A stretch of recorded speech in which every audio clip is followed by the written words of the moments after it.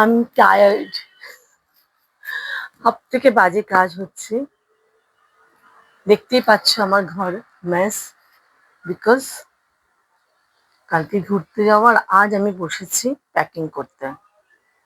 আমি just tired. আমার ঘুরতে যেতে এই একটা কারণেই ভালো লাগে না, সেটা হচ্ছে প্যাকিং করা।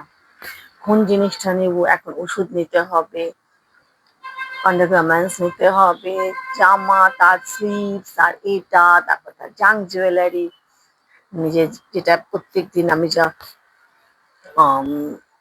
ক্রিম ইউজ করি সেগুলো নিতে হবে। মানে I am really fed up, আমার মাথা কাজই করছে না। তার মধ্যে এসআইআর এর চক্কর, আমার ভোটার কার্ড নেই, ছিল বাট এখন নেই, সেটার জন্য লিস্টে নাম আসেনি, সেই সব নিয়ে আমাকে এখন দৌড়তে হবে এসডি অফিসে।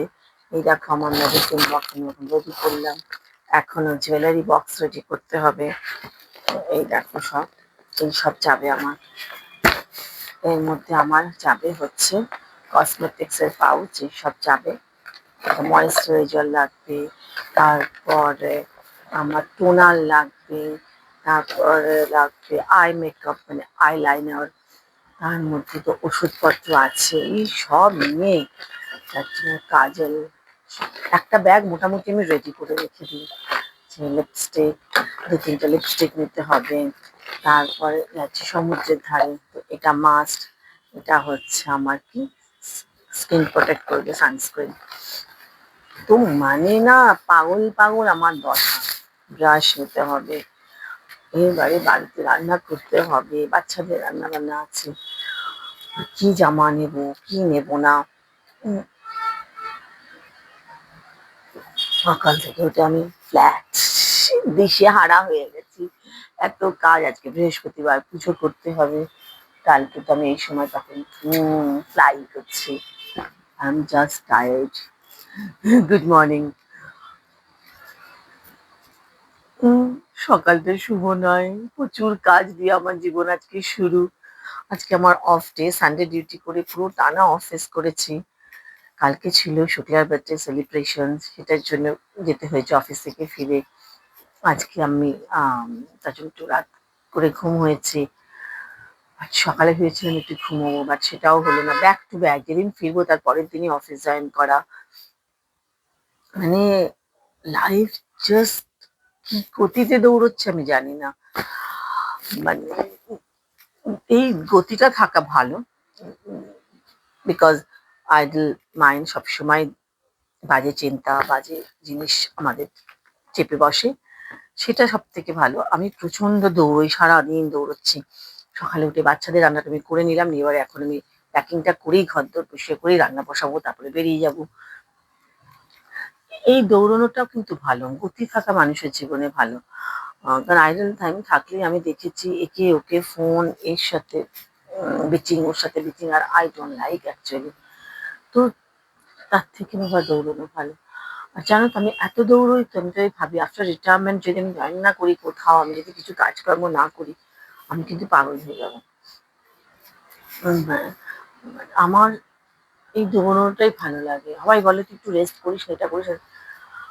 আমি বাড়িতে এখন যখন খুশি শুয়ে পড়তে পারি না, যখন খুশি এটা করতে পারি না। শাশুড়ি একদম পছন্দ করতো না, রান্নাঘরে রান্না চাপানো তো তোমাকে ওখানেই থাকতে হবে, তুমি গিয়ে ড্রয়িং রুমে শুয়ে পড়লে পেপার পড়ছো, বই পড়ছো, এটা হবে না। মানে যখন যে কাজটা করছো তোমাকে সেটাই করতে হবে।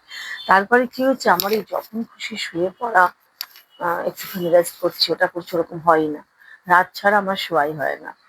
আর দুপুরবেলা সানডে আমার যখন ছুটি থাকে, তখন আমি একটু ঘুমানোর চেষ্টা করি, সেটা হয় বিকেল 5টা, 5:30 বেজে যায় সব কাজ শেষ করতে করতে। বাট দেখো আমার ঘরের কি অবস্থা, জাস্ট লোক, দেখো সব প্যাকিং হচ্ছে আমার। চলো, এটা হচ্ছে আমার সকাল শুরু বললাম, এখন তো সকাল আর নেই, প্রায় দুপুর হতেই চলেছে। আমি এখন প্রচন্ড পরিমাণে দৌড়চ্ছি। আমি কোথায় যাচ্ছি সেটা কালকে তোমাকে বলবো, এয়ারপোর্ট থেকে। আর আমি ভেরি এক্সাইটেড, বিকজ আমরা কলেজ ফ্রেন্ড যাচ্ছি 3জন। রন্টির সঙ্গে তো আনিতার দেখা হবে কত বছর বাদে, মানে সে আমি জানি না এক্স্যাক্টলি। তো we are excited actually. Ronti তো অলরেডি পৌঁছে গেছে, ও ট্রেনিং চলছে ওখানে, আর কালকে আমরা 2জন পৌঁছে যাব। বিউটিফুলি অ্যারেঞ্জ সব কিছু ওখানে আছে। ওয়েদার ঠিকঠাক থাকে আর শরীর যেন ঠিক থাকে, তাহলেই দারুণ একটা জায়গা ঘোরা হবে। বাট আমি শুক্লাকে, অদিতিকে খুব মিস করছি। রন্টু তো বারবারই বলছে, বিকজ আমরা সবসময় একসঙ্গে ঘুরতে যাই। আমি নয় মিস্টিকের সাথে ঘুরতে যাই, আর তা না হলে শুক্লা, অদিতি এর সাথে ঘুরতে যাই। তো এবার ওরা যেতে পারছে না, আমারটা খুব হঠাৎ করে হয়ে গেল। তো সেই জন্য ওদের ভীষণ মিস করছি, ভীষণ মিস করবো। আমরা সবসময় একসঙ্গে প্ল্যান করি কি করবো কি নিচ্ছি, ভীষণ এক্সাইটমেন্ট থাকে। তোমরা আমার দেখেছো এর মধ্যে গোয়া অ্যান্ড ইয়ে পিকচার পন্ডিচেরি লাস্ট টাইম দেখতে পেয়েছি। মানে আমাদের প্রচুর প্রচুর মজা থাকে, আর এটা আমার অলমোস্ট জানি। তো সেই জন্য না, আর এবার ওরা যাচ্ছে না, আমাদের তো খুবই মন খারাপ। রন্টি ওখানে গিয়ে প্রচুরই মজা করছে, তারপরেও বলছে সমানে ওদের কথা। সাইমালটেনিয়াসলি ওদেরও হয়তো মনে হবে আমাদের কথা, খারাপ লাগছে ডেফিনেটলি। একসাথে ঘুরতে গেলে এটা তো একটা ভীষণ বড় ব্যাপার না বলো? বন্ধুরা মিলে একসঙ্গে ঘোরার না একটা ভীষণ বড় মজা আছে। আর আমি এই মজাটা মানে অসম্ভব ভাবে এনজয় করি। কিন্তু সবসময় তো হয় না, সবসময় তো সবার একসঙ্গে টাইম হওয়া ভীষণ ডিফিকাল্ট হয়ে গেছে, তাই জন্য। বাট আমরা খুব তাড়াতাড়ি একটা আমরা ট্রিপ করবো, আমরা প্ল্যান করছি, ভেরি প্ল্যান। দেখি দেখছি সেটা জানুয়ারিতে হতে পারে, বিকজ আবার নভেম্বরে আমার খুব ক্লোজ ফ্রেন্ড লন্ডন থেকে আসছে, তো ছেলেকে নিয়ে 10 বছর বাদে 21st ও চলে আসে, 21st নভেম্বর। তো আমি ভীষণ এক্সাইটেড, থাকবে 2 জানুয়ারি, তো আমাকে অনেকটা সময় ওকেও দিতে হবে। এক্সেলেন্ট, মানে এত ভালো, এত ভালো। কি বলবো, নেতা সম্পর্কে যতই আমি কম বলি, মানে বলবো ততই এটাই আমার মনে হবে আমি কম পড়ে যাচ্ছে আমার ওয়ার্ডস। তো সেই কারণেও বিজি থাকবো পুরো নভেম্বর, ডিসেম্বর। নভেম্বর তো কেটেই গেল, ডিসেম্বর আমি পুরো বিজি থাকবো। তার মধ্যে আমার অফিস থাকবে, তার মধ্যে যোগা থাকবে, তার মধ্যে পেট পুজো হেসেল থাকবে, তার মধ্যে রান্না থাকবে। But this is my life, run run run, and I enjoy my life, beautiful life আমার। সবকিছু আমার ঈশ্বরের জন্য। বাট আজ আমার খুব মন খারাপের দিন, আজ আমার মার ডেথ অ্যানিভার্সারি। কিন্তু কি জানো, মা বাবা এত আমার সাথে আছে, ইচ অ্যান্ড এভরি মোমেন্ট। আমি যখন কাঁদি আমি ফিল করি মা বাবাকে, আমি যখন কোনো টাফ সিচুয়েশনে যাই তখন আমি মা বাবাকে ফিল করি, যখন আমি কোনো কারণে আপসেট, মন খারাপ, তখন আমার লজিক আমি বুঝতে পারি আমার বাবা মা আমাকে হেল্প করছে লজিক তৈরি করে দিতে। সো সে কারণে না, মানে আমরা প্রত্যেক বছর ডেথ অ্যানিভার্সারিতে লোকনাথ বাবার মন্দিরে যাই, কিন্তু এবারে ওদেরও একটু কুকের কিছু সমস্যা হচ্ছে, ওরাও ভোগ বানিয়ে দেবে না, ওরা বাইরের ভোগও অ্যালাউ করে না।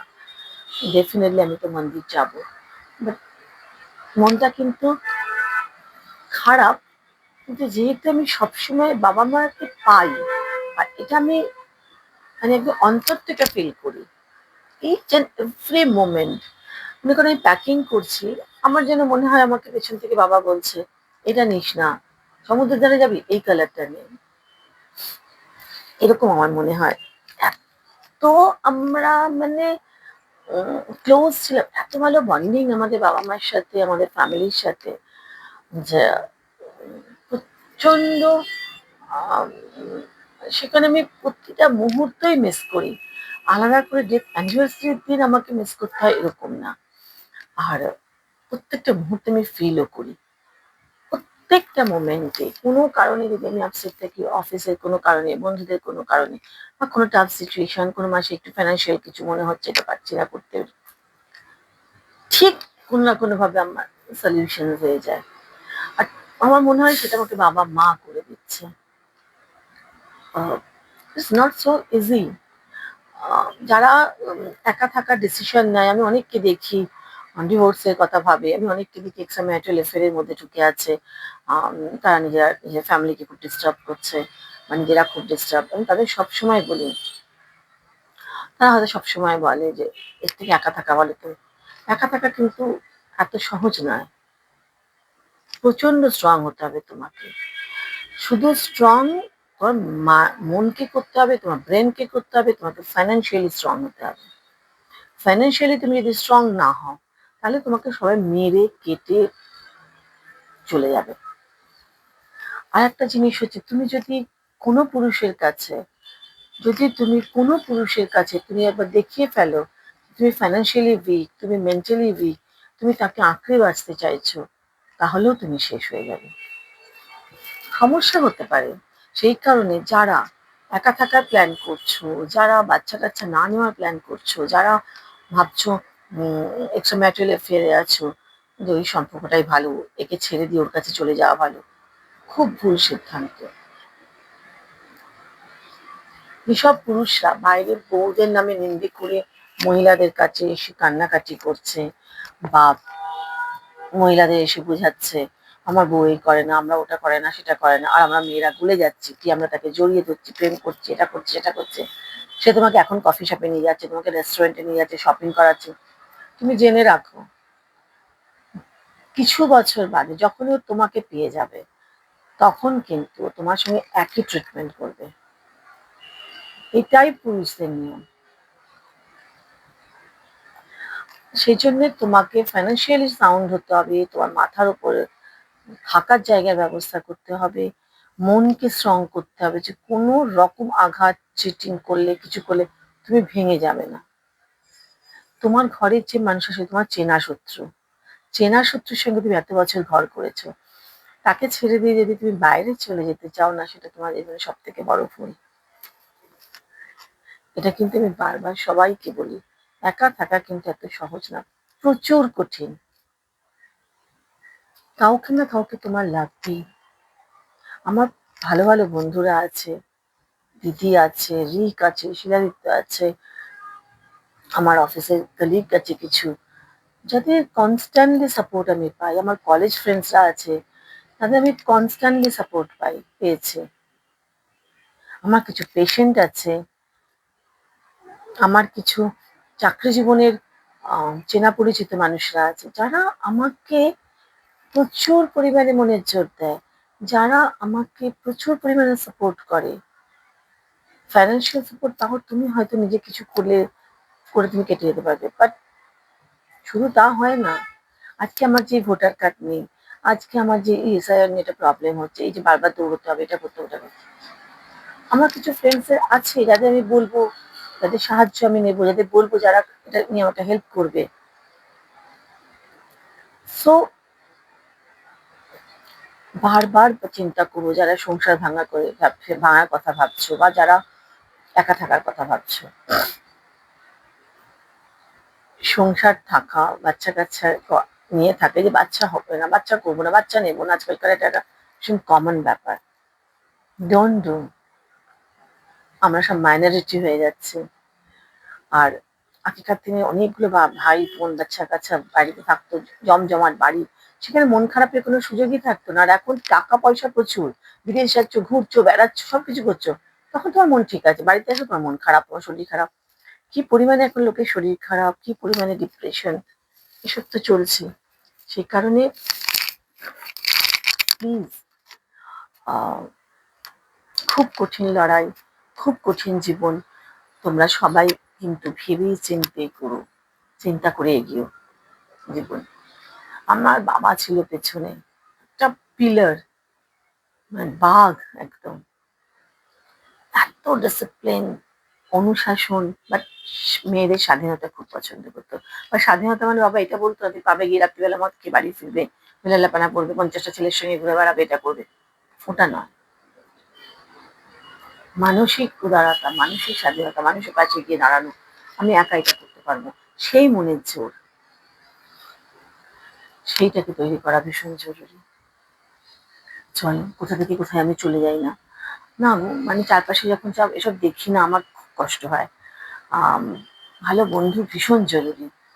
পরিবার, মা, মাসি, পিসি, দিদি, তোমাদের সবার থাকে, প্রত্যেকের সাথে এক্সপেকটেশন ছাড়া মিশতে হবে। কেউ কি তোমাকে সবসময় কিছু কনস্ট্যান্টলি কিছু করতে পারবে সেটা না।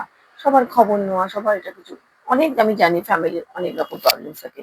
আমি যে আমার মা মাসি পিসিদের সঙ্গে মাসি পিসিদের সঙ্গে খুব একটা কানেক্টেড সেটা নয়। মানে বিভিন্ন কারণেই হয়ে ওঠে না। বাট আমি যে তাদের মিস করি না এটা না। আমার চাইল্ডহুড ডেজ এর সবসময় তাদের কথা আমার মনে আসে সবকিছু হয়। কিন্তু যারা কানেক্টেড যাদের এরকম কোনো সমস্যা নেই তারা কিন্তু সবসময় তাদের জড়িয়ে থেকো। অনেক ভালো লাগে। আমি আমার মাসিকে খুব মিস করি। বাবা মারা যাওয়ার সময়টা মাসি এসে বহুদিন ছিল। খুবই মানে আমাকে যত্ন করা, মানে পাশে থাকা। তো এগুলো ভীষণ দরকার। চলো পালাই, অনেক কাজ আছে। কাল বলবো। কাল এয়ারপোর্ট থেকে তোমাদের সঙ্গে আমার দেখা হবে। Tata bye. আর কালকে শুক্লার বাড়িতে এত মজা আমরা করেছি, এত ভালো ছিল ভেন্যু, এত ভালো একটা জায়গায় আমরা গেছি। সবাইকে কি সুন্দর লাগছিল। খুব মজা করেছি। এবারে হচ্ছে অনার জন্মদিন। অনা আমাদের সবার ছোট। অনার জন্মদিন।